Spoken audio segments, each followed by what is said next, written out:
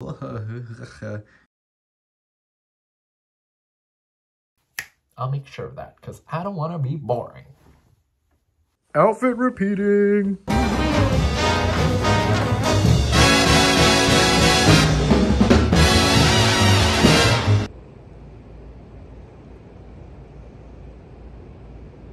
Pain was so bad that I thought I must be ripped open completely.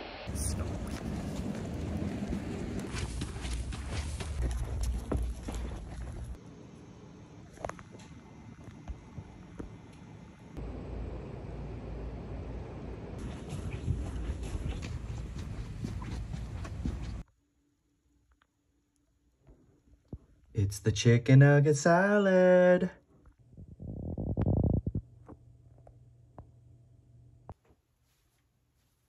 Howdy, y'all.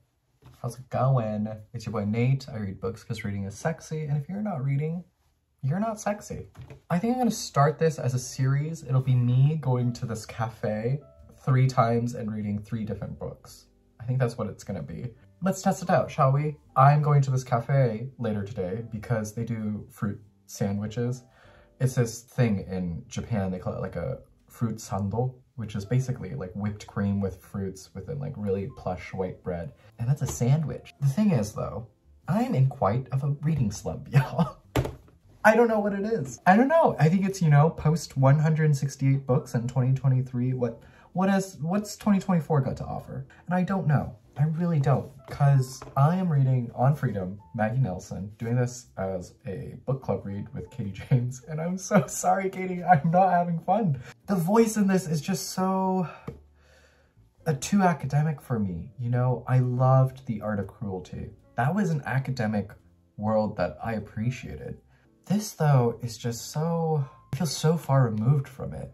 Not because she's looking at freedom in all of these different ways. I didn't know what I was getting into, actually, coming into this. You know, we always speak about this idea of freedom. What does it mean to be free? But there are so many different kinds of freedom.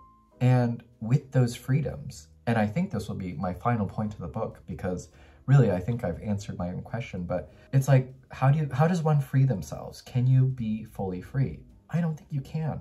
And in the many ways that you try to be free, sexual freedom, political freedom, financial freedom, any kind of freedom, it's at the result and at the cost of another person. And that's a sticky situation that isn't really quite explored here. I think there's bits and portions where she delves into that a bit, but I think it just concludes the sad fact that I don't think we'll ever be free. And it's like, I'm already 78 pages in and I already know the answer by the 200-page mark where the book ends, and I'm just like, does one need to read through it?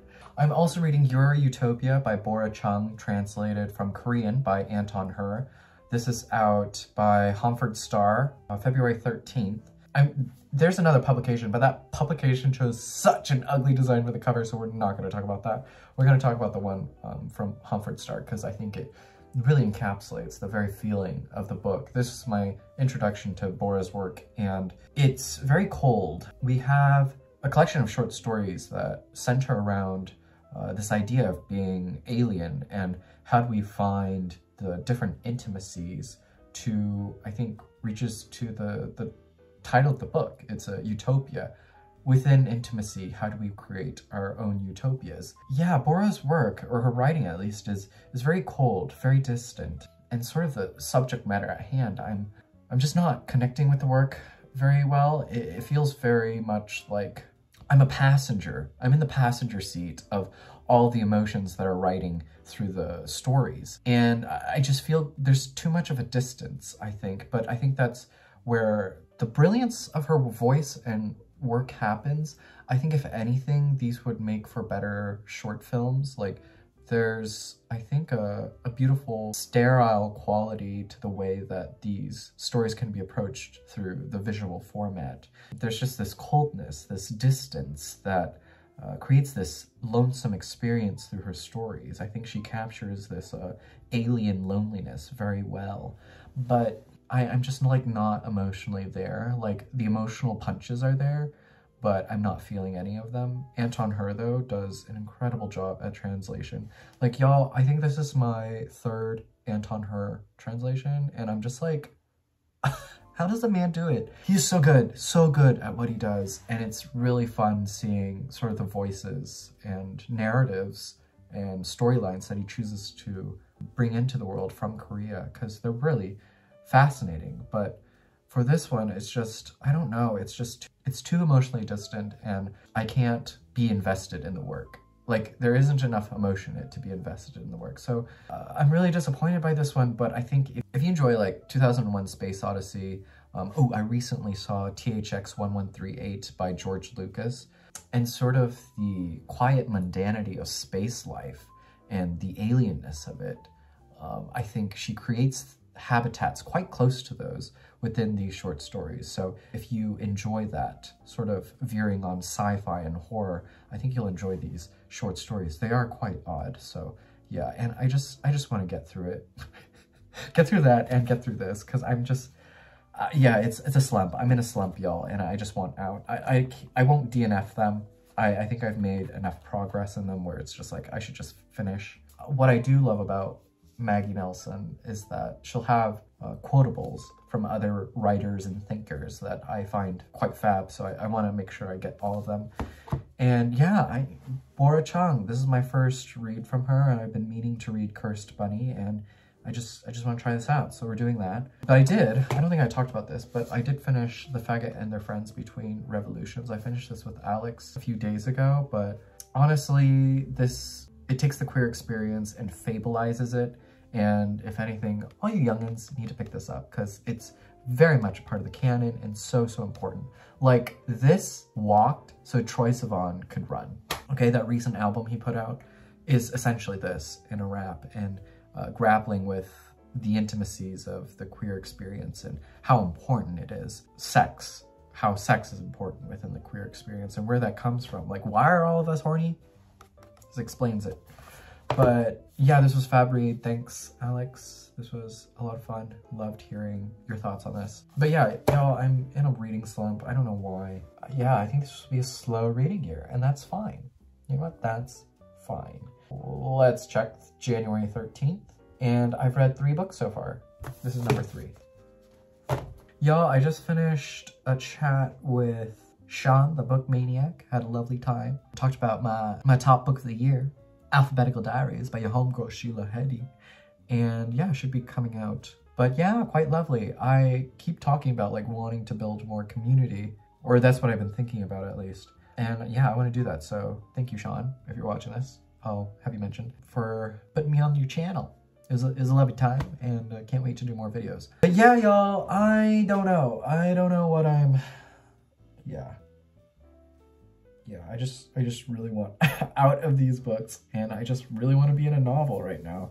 I think reading short story and like nonfiction is just not the place right now, and I just want to be in a singular story. Those are the book updates.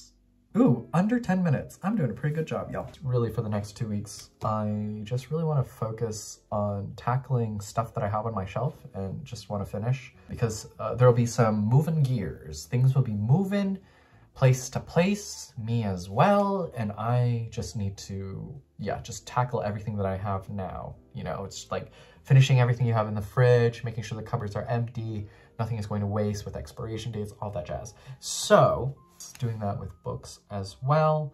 And yeah, there'll be random picks. I don't know what I'll choose next, but stay tuned, stay tuned. I think however I'll edit this, it'll be a good time. I'll make sure of that, because I don't want to be boring. Okay, with that, I'll catch y'all later. Hey y'all, this is the outfit for today. We got this oversized daddy shirt. Got the Uniqlo scarf. It's a scarf. And black trench, dark denims. And y'all, this is ending up in my January faves, but I've been loving this Sandy Liang Bagu collab bag. It's like amazing. It's just so easy. And it carries everything that I need. It's the great boat tote of the century, honestly. I'll be real honest, I wore this outfit yesterday, so outfit repeating. Okay, let's go.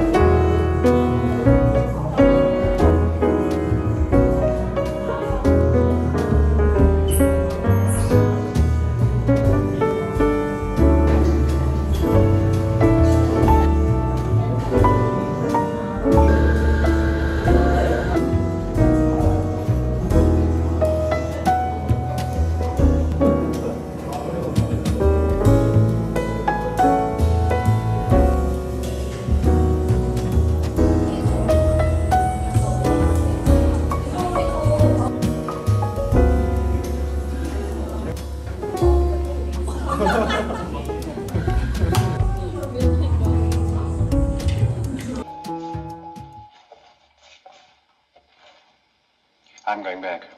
I'm gonna miss my train. Howdy, y'all. Nothing too exciting going on today. I actually have this week off, which is really nice because it's the end of the fiscal year and I have so many like leftover vacation days, so I have to use them up.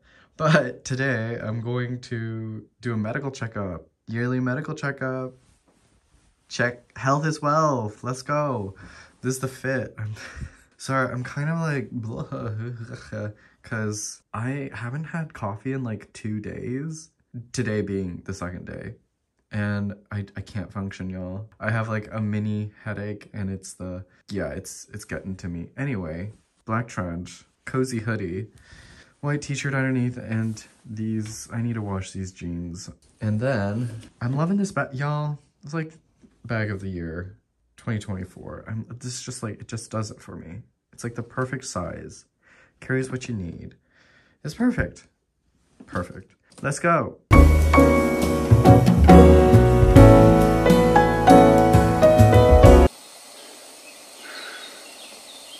俺さ、綺麗なもん見ると Howdy, y'all. What is going on? This vlog idea that I had is not going so well. I don't know if I've mentioned, but I have this entire week off in preps of something wild next week. Y'all, I'm going back to LA. So we're here to sort of just like prep everything. And this week is just, y'all, okay, yesterday I had a health check, which went well. I'm healthy, don't you worry. Everything is good. Health is wealth.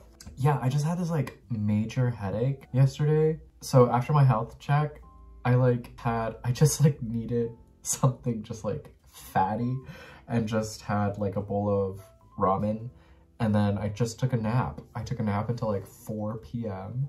And then I was like, well, there goes the day. Sat in bed because I still had like a major headache. And y'all, I'm back. Let me tell you, when I woke up, I had a cup of coffee and headache was gone. Headache was gone. The reliance on caffeine is so real and I'm not gonna stop. I'm so sorry, but I'm not gonna stop. It keeps me going. Like this morning, I did all my reviews for everything and it just felt good to have that 2 cups of coffee in the morning and just like go, go, go. You know what I mean? Anyway. Yeah, and then last night I watched Oppenheimer finally because Disco King and I, your homeboy Disco King, and I will be doing a live soon and we're gonna do like Oscar predictions, so it should be fun.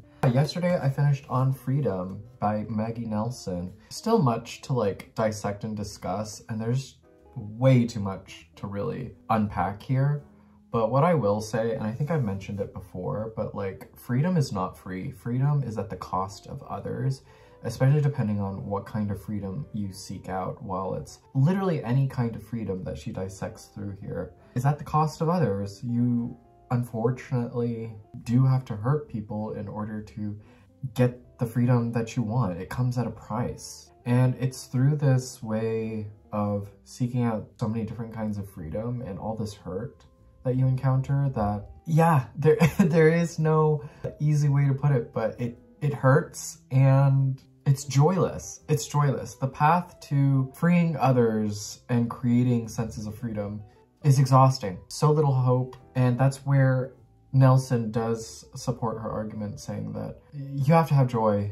You have to live unseriously as much as it is serious in order to balance out this ever-aching way of existing. It's exhausting. It really is exhausting. When we talk about like care in the present tense, burdensome because in some ways, when you do give care, that drains you in some way, respect or other, but also sometimes it goes unnoticed.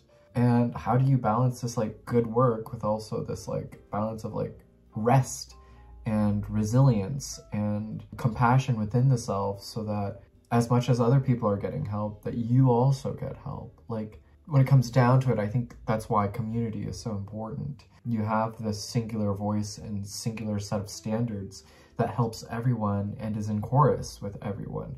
And when you have that sense of community, then do you have ways of this cyclical help that exists for another as it exists for you. Do I feel any more free than I am? No, I don't. If anything, she unpacks so much that I think I'm less free than I actually think I am. But I will say, being born in this time right now, I am so privileged. I am so aware of that, and there's so much more I could be doing. And I think there will always be that question. I think it's that like, I could, and it's never ending. It's never ending. Freeing others is never ending, but that shouldn't stop us. I think with every step forward towards freedom, it is some ways in hopes of a bigger and brighter future, no matter what. Hard to see that, I think, in the grand scheme of things, but here we are, right? And it's in that here we are that we must. How Nelson ends her text within this optimism, if you will. I want to be in, all heart, no escape. And that's what living in the present tense means, I think, because how else can you live? How else can you live for yourself and the betterment of others? It's within the present tense that we must keep going.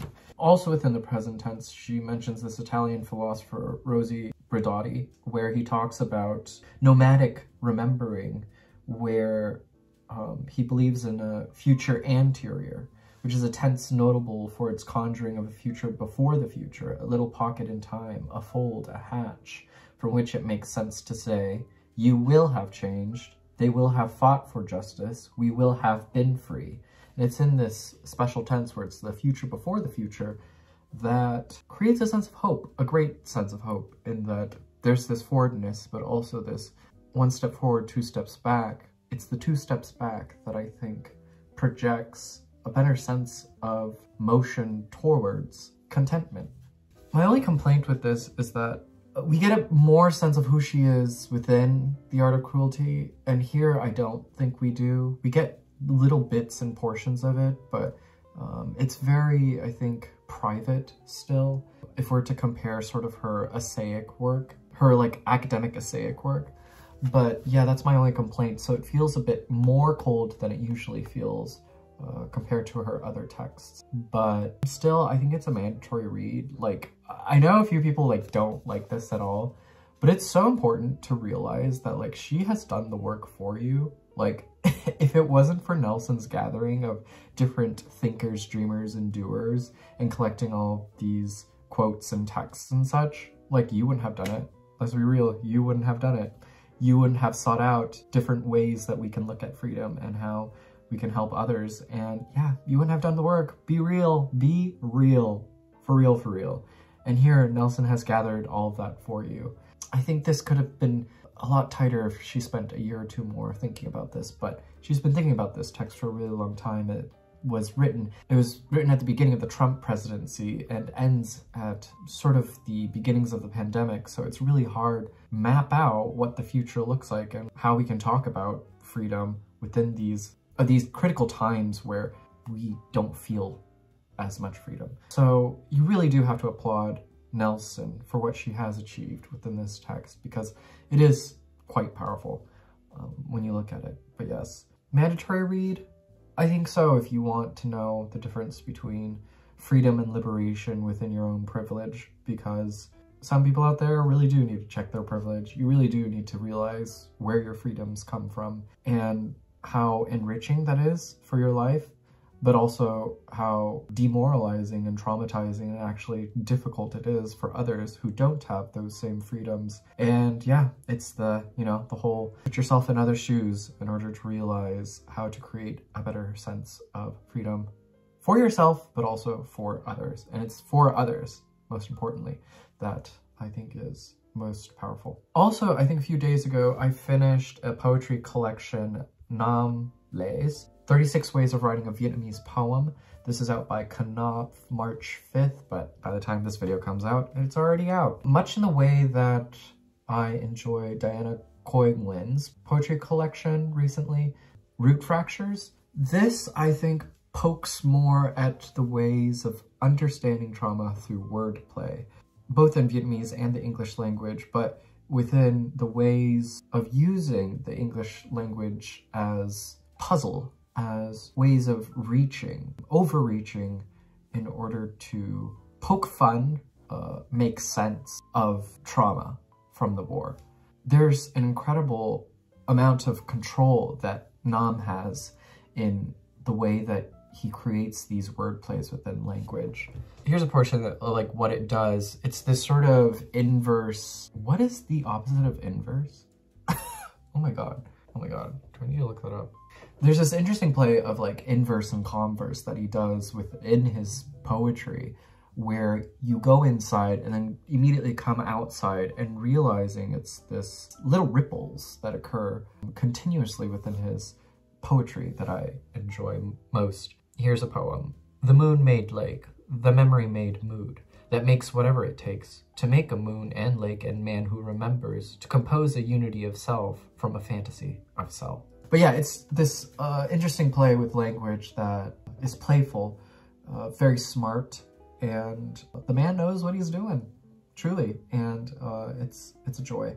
I think it doesn't really hit with much empathy that I found in Root Fractures, but still very strong in how we achieve ways of understanding ourself and the context of the American self when we talk about the Vietnamese experience. And then I don't know if I finished my thoughts on this, but I did finish Your Utopia by Bora Chung, and my thoughts are the same.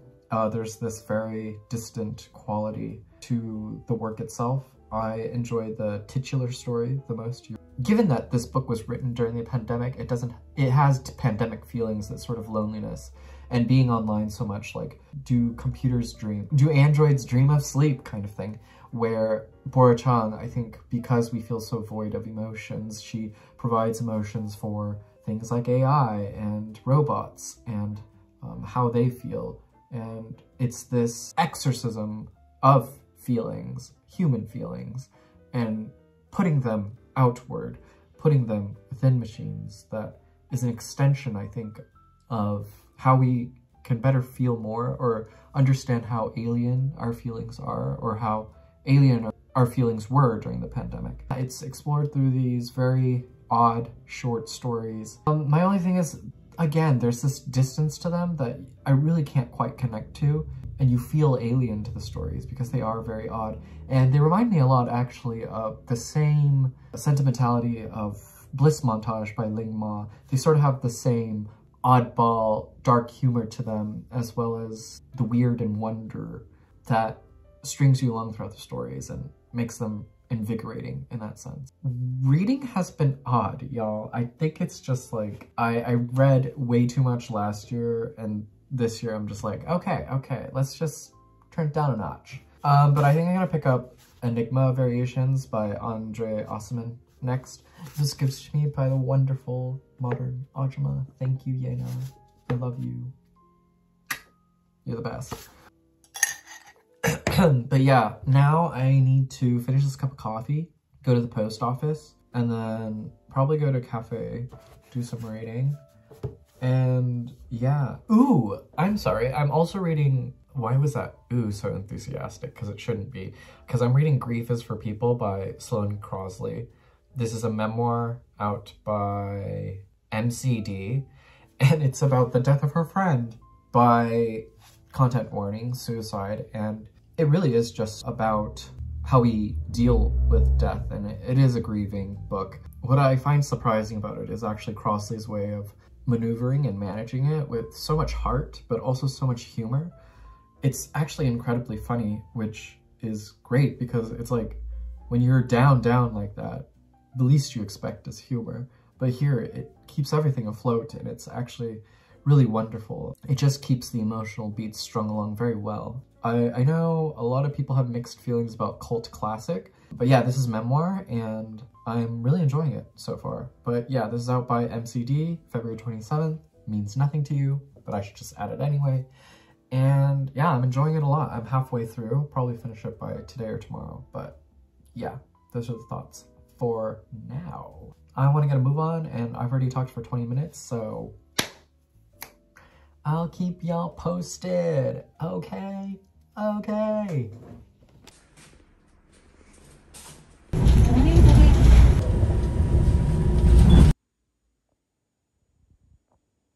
About all of the books that I must read this year. There's no ifs, ands, or buts about it. It's not that many. What's up, y'all? It's the AM. and we're doing our morning pages by writing a review. I have to write my review of Grief is for People by Sloane Crosley. Finished it yesterday, and I don't think I'm ready to write about it. So we're gonna write about the Spider-Verse sequel, because I watched it last night. I don't know if I forgot if I mentioned, but I'm doing a little chat with Disco King. We're doing Oscar predictions. I thought I should probably follow suit and watch all of the movies that I need to watch that are within season. So we're gonna do that. Spider-Verse was really good. I am upset that nobody told me that gonna be part of a larger world, and now I'm just like, I can't be invested. I really can't be invested. But will say, artwork, incredible. It is so crazy. I don't know which stance to stand on, but it's like this conglomeration of so many different art styles at the same time. It's almost a TikTokification of like art. It's insane in terms of how fast the movie moves, but also the different styles and the fluidity of it and how everything meshes together. And just like color as storyboard, it's insanely good. I'm just like mind boggled, and I'm just like, do I have to watch the first one now? And then now I'm invested, I have to watch the third movie. And these are long movies, y'all, long movies. Ah, this is why I hate Marvel. Anyway, it's 4 stars. Do I say a concoction? A cocktail of candy colored? No, that just sounds like it's candy, but it's not. It's actually pretty. Let me see. I'm gonna say vivid. Intense and vivid. Artwork beyond breath. Held as it colors through story and emotion. In a sense, it reminds me of Scott Pilgrim in the way that the film moves. It's just so... you know what? And I watched Scott Pilgrim like ages ago, and I should log that into my letterbox because it's marked as unwatched. But it's just like, I need to know like the date I watched it. I use Letterboxd as a way of like logging films in terms of like when I watch them as well, because I think that's really important. This is why I use Goodreads as like a tracking app for my reading as well. But y'all, can we talk about my fruit sando for today? Look at that. Isn't that glorious? We're gonna have a bite. Here we go.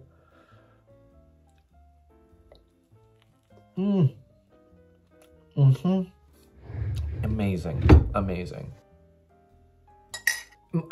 This is a 4-star read, by the way. I don't want to detract anyone. I think this is actually superb and really good. What do you want to call it? Grief literature?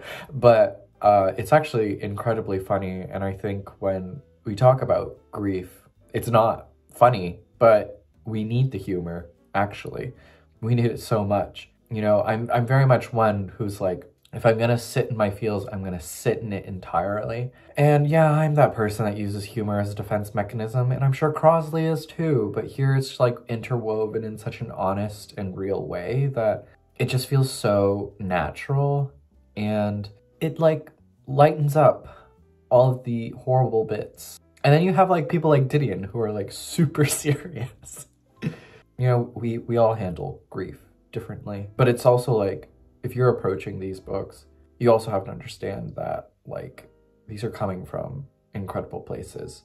I'm trying to think of any other grief literature that just doesn't do it or just needs the emotional balance or something. I forget. But we'll mention, I was listening to this A24 podcast between Paul Schrader and Sofia Coppola, and Paul Schrader had admitted that he had made this film about his father and then another film about his mother, and he felt like they were not well done at the time because he didn't have the emotional distance to really create a resonating film. And yeah, it's proof. It's proof that you really do need that distance in order to create great work. What am I trying to say here? I really don't know, because I really don't know how to go about writing this. I don't want to be like everybody else. What do I say? It's good. Go out and read it. No, I think I'm going to be real. I don't know. It's also just like, I wish there were better readers out there. Or it's like, why? Why didn't it work for you? Why didn't it work for you? Like, am I literally gonna look? I'm gonna look now to look at low star ratings of The Year of Magical Thinking. let's see what people say. Because like, who was it? There was this newsletter I came across as well. Yeah, she had admitted that it wasn't doing anything for her. And I'm just like, how? It's just like, I don't think you get it then. Ooh, okay. I'm not gonna mention who this is, but you'll probably find it if you look it up. Unfortunately, I just couldn't love this book. I felt alienated by it more than anything else. Is death not alienating? Although the subject matter was incredibly personal, I found it far too detached, almost robotic at times. I think there is sort of a removal of the self. You have to have this detachment towards it in order to write about it. That's the emotional distance we're talking about, right? Robotic at times. I think she's referring to the nature in which you write about quote-unquote scientific details or all the medical terms. I think it's that laundry list of all these numerous things that, again, I mentioned before, that we get lost in and don't articulate and don't note down because we're so overwhelmed by the emotional drowning of grief. I found myself losing the flow and glazing over numerous sections that either name-dropped people or places I had never heard of. That I think I do get. I think for her essaic work, if you don't have a rich history within the 60s and 70s, I don't think you'll really appreciate Didion or her time or anything of that part of the world, if you will. I wouldn't say this book was badly written, but it didn't strike me as beautiful. Hold on, who is this? Like, I'm literally gonna look up what kind of books you read now. But then it makes me wonder, am I wrong? Am I really wrong? Like, do I need to reread it? That makes me wonder too. And I'm not averse to reading novels that deal with grief. Well, let me tell you, sweetie, this is not a novel, it's a memoir. What did I say about better readers? Do people actually know what they're reading? Oh, I love this 1-star review. Starts off with, what a downer of a book. Well, there you go. There you go. Sometimes makes me wonder, why am I on this godforsaken app? Anyway, I really don't know what to say still. I think what I will start with is that, but Didion and Crosley were in conversation with each other. Crosley had the chance to speak with Didion, but will say, I do not like that interview at all. I think Crosley was either way too nervous or something, but she overspoke. There are too many moments where she inserts herself. And I think that appears in her humorful bits within the memoir, but for a interview, it just doesn't work, honey. It does not work. They were in conversation with each other at the New York Public Library in 2011. But she's, you know, forgiven. Crosley is more mature. She's older. That was what? What's the math there? That was 13 years ago. Okay, forgive the woman. Saying it here, saying it now. Crosley, you're forgiven. You're forgiven. Okay. Anyway, I'm gonna work on this review because this video is too long. It's 26 minutes.